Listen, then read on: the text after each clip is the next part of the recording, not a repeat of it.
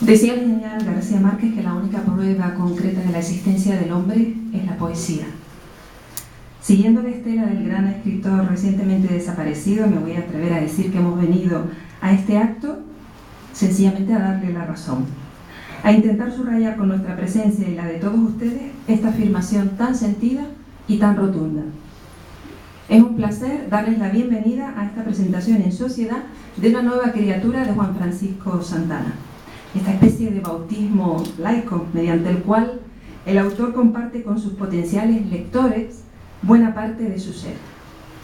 Decía nuestro genial poeta gran canario Agustín Millares que escribir poesía es decir el estado verdadero del hombre, cantar la verdad y llamar a las cosas por su nombre. Y estamos muy escasos de gente que haga estas cosas tan importantes y que además las compagine con la docencia, que es otra forma de dejarse la piel y de sembrar cariño. Así que no podemos menos que agradecer a Juan Francisco que nos haya invitado a compartir con él este acontecimiento. Y dar las gracias en primer lugar y en su nombre a esta institución que nos acoge para la celebración de este acto. La Real Sociedad Económica de Amigos del País de Gran Canaria fue fundada en 1776 bajo la protección del rey Carlos III y el impulso directo del obispo Cervera, lo que la convierte en la más antigua de Canarias.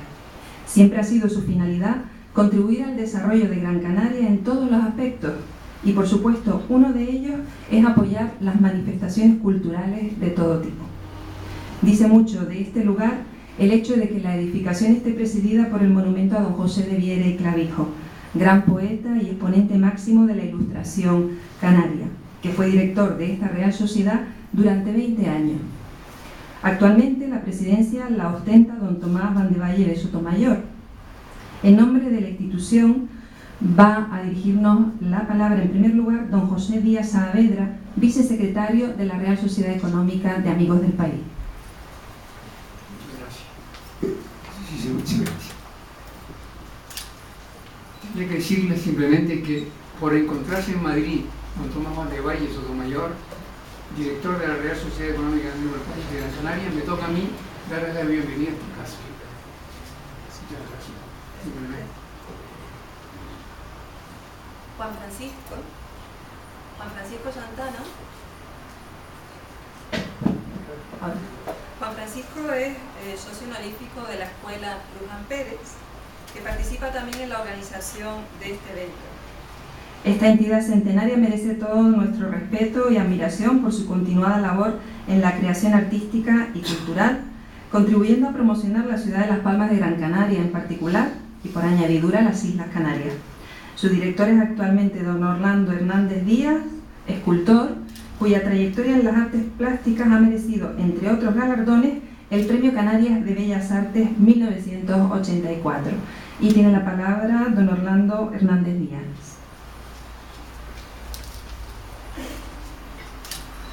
Bueno, buenas noches. Solamente una puntualidad, nunca me han dado el Premio Canarias, ojalá me lo hubiese dado, pero bueno, sobre todo por las perras. Bueno, quiero ser muy breve, para quitar el menos tiempo posible a los verdaderos protagonistas de esta presentación, que es don Ramón Díaz Hernández y el autor de este magnífico libro de poemas, Juan Francisco Santana, perdón la confianza, Juan Francisco. Yo no voy a hablar de poesía, ni de temas sociales, ni de historia, ni de fútbol, porque a él es entrenador de fútbol, ni me atrevo. Quiero hacer simplemente una pincelada sobre cómo conozco yo a Juan Francisco Santana. He asistido a varias presentaciones de artistas de exposiciones, en donde ha estado siempre presente la Escuela Luján Pérez, y siempre ha sido una persona que ha hablado muy acertadamente de los artistas de nuestra escuela. Escribió una magnífica monografía sobre el Primo Ojeda, y su sensibilidad en el arte pues está más que demostrada, ¿no? Por eso él es socio honorífico de la escuela y también pertenece a nuestra junta directiva, nos honra con su presencia, con sus aportaciones, que nos sentimos muy honrados. Yo quisiera decir que, bueno, él viene a la escuela con el cariño que él le tiene a la escuela y me dijo de hacer esta presentación en la Escuela Luján Pérez. Claro, la Escuela Luján Pérez, nosotros tenemos un aforo de 70 personas. Yo sabía que esto iba a ser bastante más. Bueno, 70 personas, 72 personas, porque en el último inventario había entre sillas y banquetas 72. Eso es el aforo que hay. Entonces, bueno, nos dirigimos aquí, acompañado a la Económica, y nos brinda este espacio por el medio de Iliana y con don Tomás Van der Valle, que siempre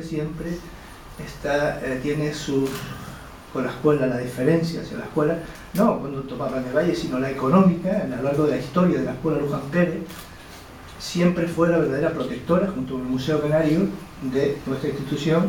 Como bien dijo antes la moderadora, lleva ya para 100 años. Nosotros, la escuela, desde que se fundó, en 1918, siempre se organizó eventos poéticos, literarios, iban todos, Saulo Dorón, Alonso Quesada, iban todos y se creaba un ambiente cultural.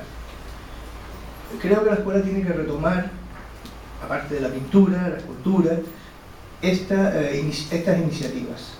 Hace 2 meses presentamos el libro de Fernando Fernández, que hablaba sobre el arte o la cultura o la historia en la Segunda República, donde el telón de fondo siempre estaba la Escuela Luján Pérez y sus artistas, junto con la Gaceta de Tenerife, la Gaceta de Arte de Tenerife. Justamente quiero recordar lo que celebraron una exposición magnífica en 1935. Dentro de 2 días vamos a hacer una exposición a Julio Viera, magnífico hijo del surrealismo. La Escuela Luján Pérez organiza esta exposición y aprovecho ahora para decirlo aquí. Pues nada, yo simplemente agradecer siempre a la Económica el afecto que tiene hacia nuestra escuela. Nos sentimos muy orgullosos de ser sus vecinos, siempre colaboramos lo que podemos con ellos siempre con nosotros. Y como aquí la tradición es que los que no van a decir mucho más o nada, se suelen bajar de la mesa y se sientan entre el público, que es lo que yo tengo ganas de hacer ahora, para escuchar esta magnífica presentación que va a dar don Ramón Díaz Hernández. Casi me equivoco, porque yo me llamo Hernández Díaz Hernández, y con mucho interés, y lo que vaya a decir Francisco Santana Domínguez, que estoy loco por escucharlo a los dos. Vale, gracias.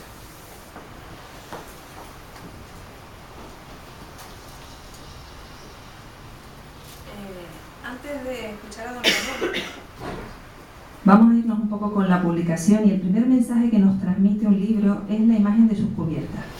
En el caso del libro que hoy les presentamos, esa imagen, no sé si estarán de acuerdo conmigo, pero yo la encuentro sencilla, austera y profunda.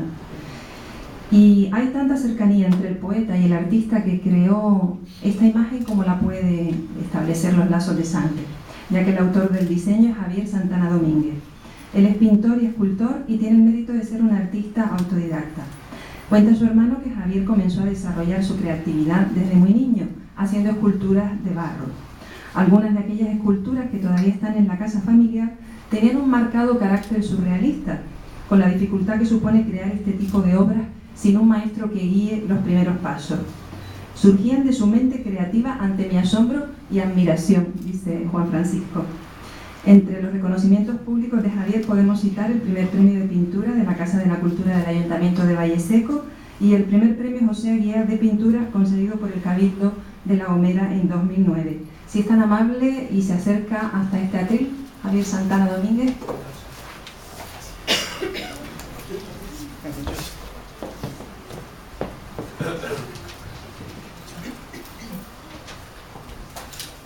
Muy buenas tardes, buenas noches ahora mismo. Seré muy breve, una persona de pocas palabras. Mi nombre es Javier Santana Domínguez, hermano de Juan Francisco y autor de la obra que aparece en la portada de este libro, presentado hoy, titulado Me recuerdo al sábado y otros 100 poemas. No es la primera vez que colaboro con mi hermano en la portada de un libro suyo. Anteriormente ya había colaborado con él en libros relacionados con la historia del municipio de San Lorenzo. Siempre que me he propuesto este tipo de trabajo, nunca lo he dudado y me he puesto manos a la obra para hacer una pieza acorde a cada uno de los temas propuestos en sus libros. Cuando Juan Francisco me invitó a participar en este trabajo, pensé que la obra apropiada para el mismo sería una escultura que hice en el año 2006, realizada en metal, soldadura y piedra volcánica. Precisamente esta piedra volcánica fue recogida en el lugar donde se encontraba la casa en la que nacimos, lo cual tiene un significado muy especial para nosotros. Esta obra tiene por título El Pensador.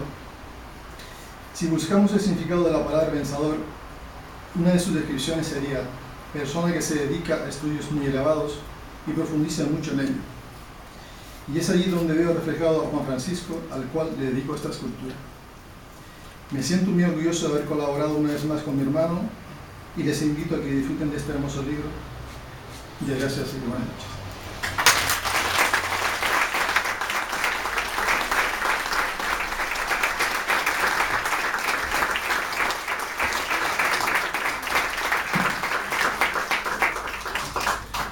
La presentación del libro va a estar a cargo de don Ramón Díaz Hernández, catedrático de Geografía Humana en la Facultad de Geografía e Historia de la Universidad de Las Palmas de Gran Canaria. Y más que por esta razón y por toda la biografía, por la extensa biografía académica y profesional de don Ramón, la razón por la que está aquí es porque fue profesor de Juan Francisco y Juan Francisco le recuerda y siempre lo dice como uno de sus mejores profesores.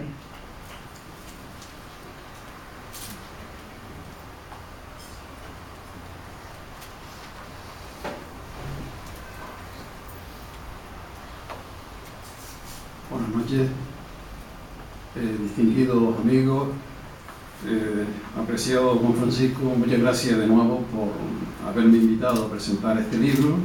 Hace unos poquitos meses estuvimos en Aruca presentando otro y que deposites en mí la confianza para presentar este segundo libro, pues para mí todo un honor.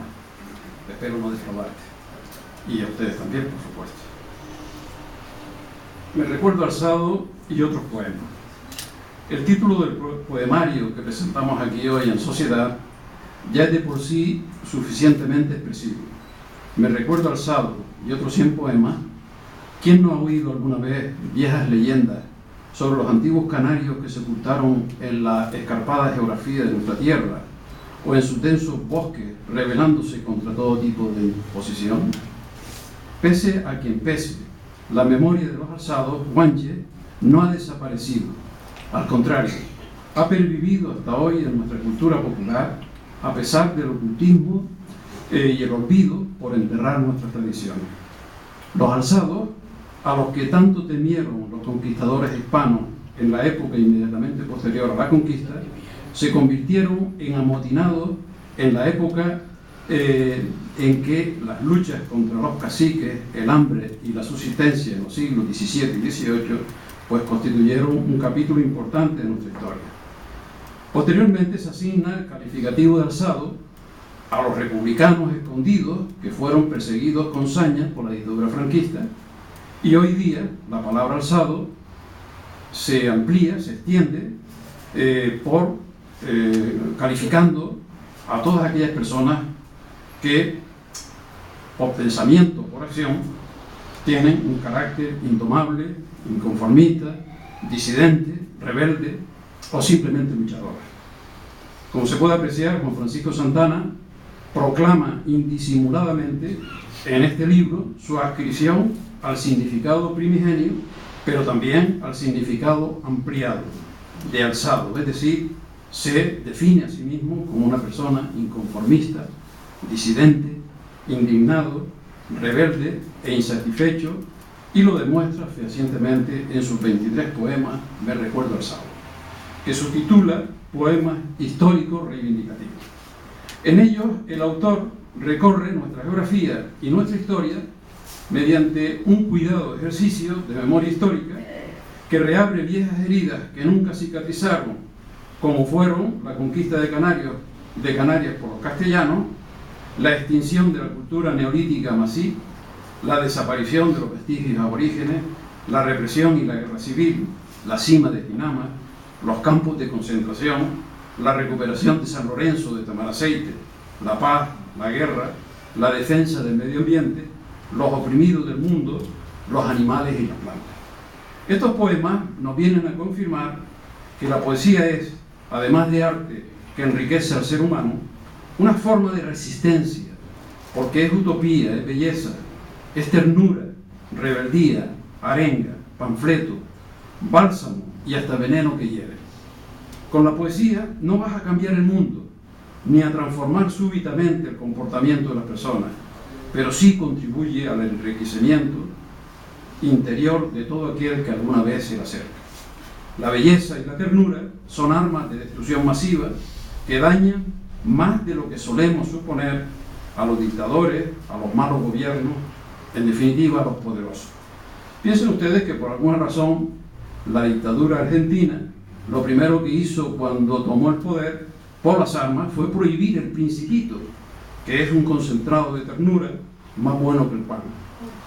Un espíritu parecido recorre el resto del libro, que lo integran 15 poemas más, agrupados bajo el capítulo de poemas de recuerdo de mi niñez y adolescencia.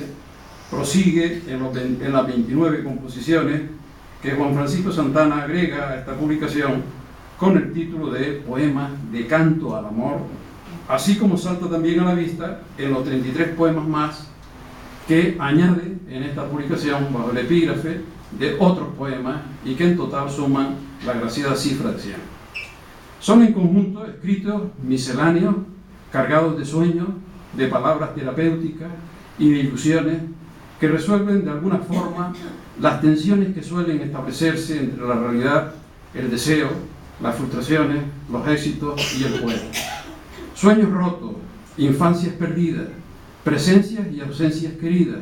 En definitiva, la obligación de vivir y sobrevivir a distancia los dramas más cercanos. Recuerdos de amores, recuerdos de desamores y de dolor que se abrazan con fuerza a los pies del presente para dificultar la andadura del olvido. Todas estas situaciones se recorren acompañadas de la imaginación, realizando diversos itinerarios, ya que aquella actúa como si fuera un luminoso faro de navegante y un buen hilo conductor hacia la realidad. En estos poemas íntimos, personalizados, vividos o experimentados, nos encontramos en unos casos con lamento ante los sueños rotos, en ocasiones con alegría ante los sueños resarcidos y en otros momentos con llevancia socarrona ante los sueños roscados. Sin la menor duda, me atrevo a asegurar que estos versos fueron escritos bajo latente intuición y por eso aflora un lirismo artesanal, espontáneo y vivaz, no adscrito a una determinada escuela o moda académica, pero sí siendo siempre y principalmente poesía social, poesía con mayúscula, en el buen entendido de la palabra. Lo que no quiere decir que se eluda la fantasía, el humor, la denuncia o el lujo. En definitiva, verbalizar el mundo que nos rodea significa caminar sobre esa categoría infinita que conforman el yo y la realidad. En conjunto, se trata de poemas, versos, de estrofas libres, donde el poeta vuelca las consideraciones más diversas sobre todo tipo de materias que se le vienen a la mente. Hechos cotidianos, ausencia, presencia, recuerdo, memoria, desmemoria, nota, sucesos, apunte, destello, ninguneo, reflexiones, pensamientos, anhelos, sentires, sobresalto, nostalgias del pasado, nostalgias del presente, nostalgias del futuro.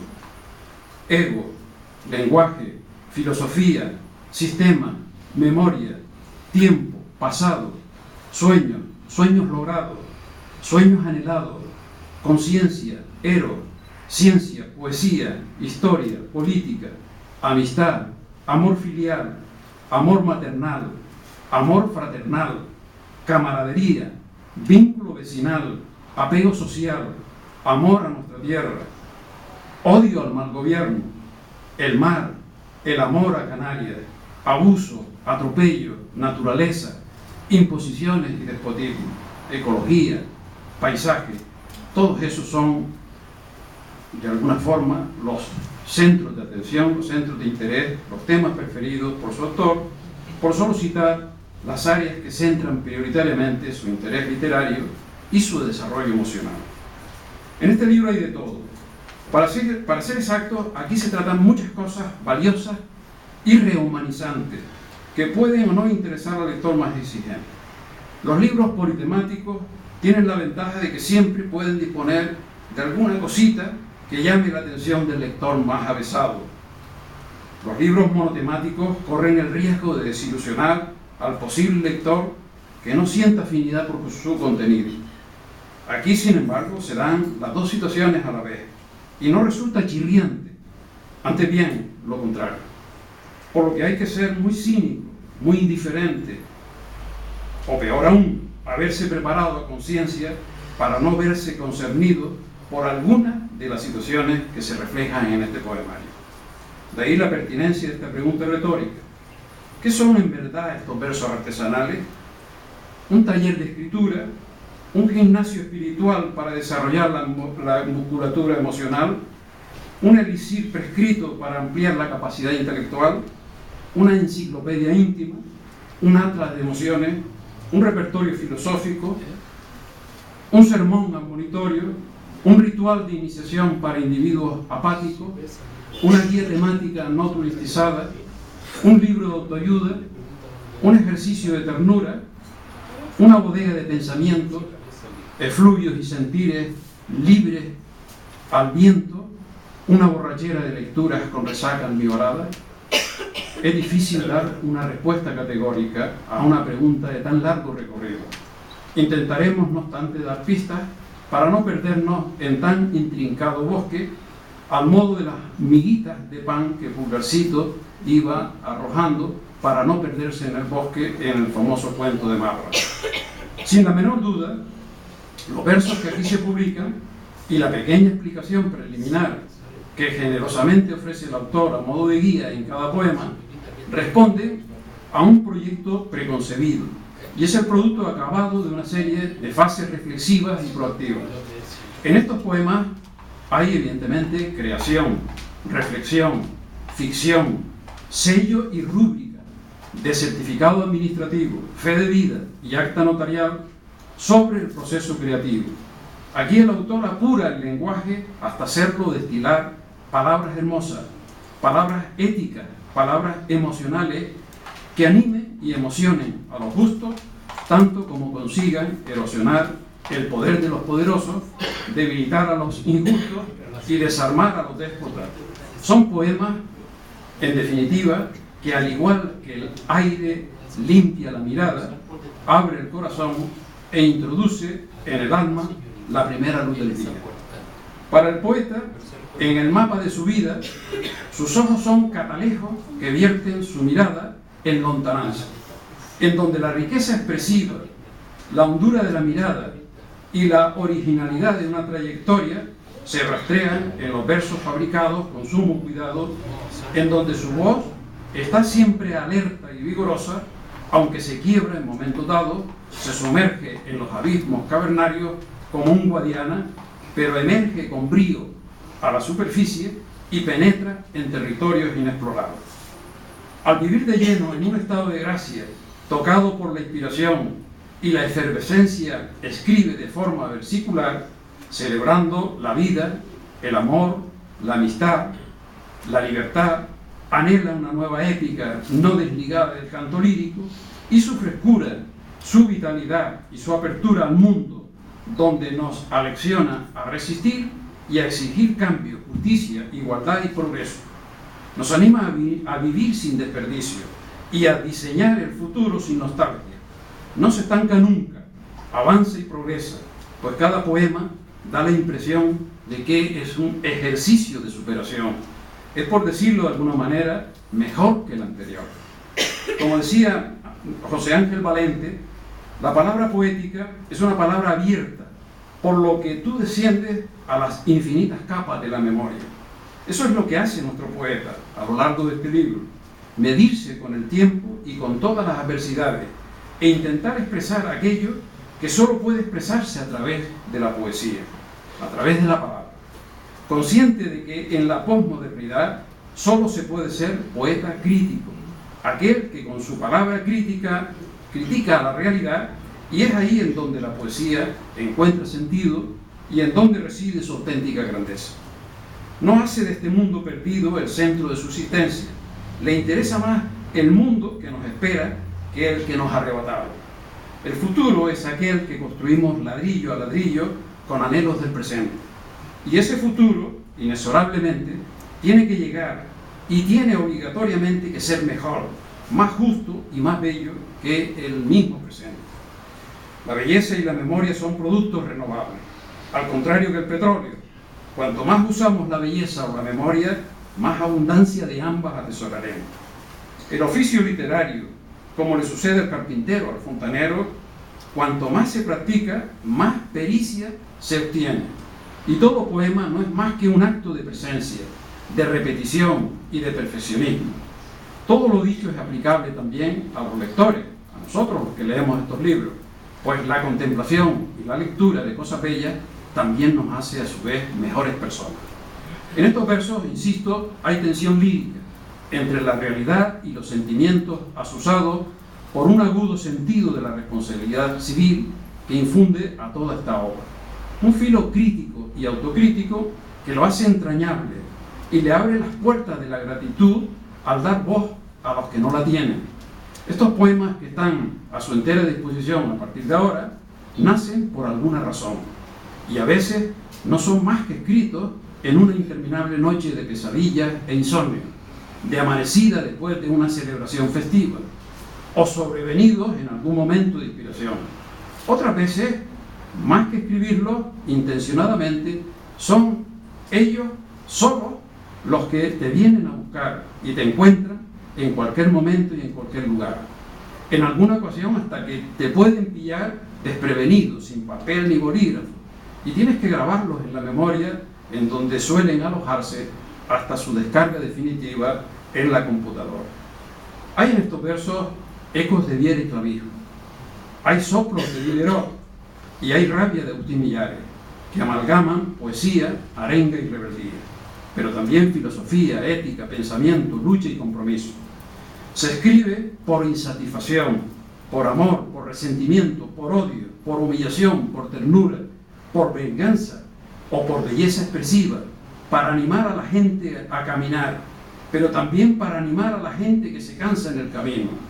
Pero el poeta sabe que hay cosas